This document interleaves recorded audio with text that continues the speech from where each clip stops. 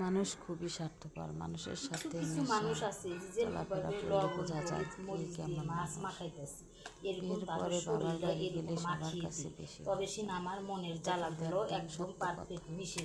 বিয়ের আগে যেমন, বিয়ের পরে আমার এই মনের জ্বালা দুটো সন্তান নিয়ে বাবার বাড়ি এক মাসের জন্য বেড়াতে যাবেন, তখন দেখবেন আসসালামু আলাইকুম, মায়ে কয়েকদিন পরে একটা কথা বলবে, বাবা থাকলে বাবা বলবে আমার তো বাবা নেই, ভাই মুখের দিক তাকান ভাইদের মুখের দিক তাকান যাবে না, বেশ এটাই কিন্তু বাস্তব। সেই জন্য মেয়েদের একটা নিজের ভালোভাবে দেখেন মাছগুলো মিনিট করে রেখে দেব 10 মিনিটের জন্য। হোক স্বামীর বাড়ি হোক, সে ওখানে কোনো জায়গায় স্থান না পাবে, সে বাবার বাড়ির স্থান ঠিকই পাবে, নিজের বাড়ির স্থান ঠিকই পাবে।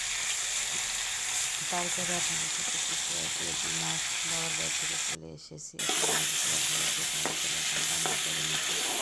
হলুদ লবণ মেখে তারপরে ওই সেম তেলে কাঁচামরিচ, পেঁয়াজ, টমেটো কুচিকে একটু ভেজে নিয়ে আদা রসুন বাটা, মরিচের গুঁড়া, হলুদ গুঁড়ো, লবণ স্বাদ মতো দিয়ে ভালোভাবে কষে নেওয়ার পরে এখন আমি পানি দিয়ে দেবো, যাতে মশলাটা না পড়ে, বা এভাবে আমি রান্না করে নেব।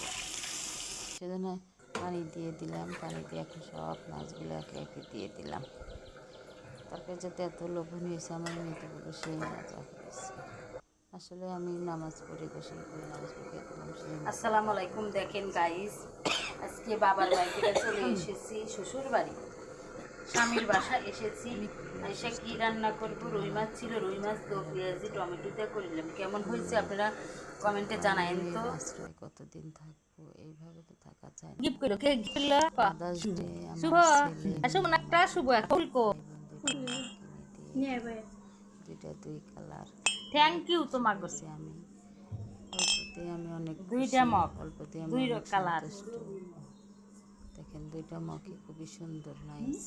আরে ফুল তারপর আমার দুই সন্তান দুইটা ফুল দিব, টাকা ন দিল আমাকে, মেয়েই দিছে, ছেলে দেয়নি। আমার ছেলে আবার চকলেট কিনে নিয়ে এসেছে, বিকেলে চকলেট দিল সন্ধ্যা পর। অনেক খুশি হলো, জল পড়লো। ছোট ছোট মেয়েরাই বোঝে মায়ের ভালোবাসা, ছেলেরা বোঝে না। ছেলেরা শুধু টাকা চেনে, টাকা। কর্ম করে সন্তানরা জানে কোনো মা চায় না নিজের স্বপ্ন দূর করে সন্তানদের স্বপ্ন পূরণ করে। তারপরে আম্মা খায় আসলাম বাপের বাড়ি। দেখেন আমাদের বাড়ির টিন ছিট বাড়ি, আমার এটাই আমার বাবার বাড়ি, কিন্তু এটা আমার বাড়ি না।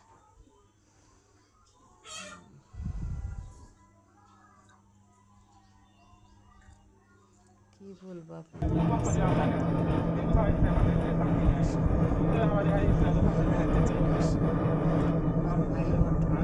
অটো মনে হচ্ছে আমাদের প্রাইভেট কারের মতো সে সার্ভিস দেয়।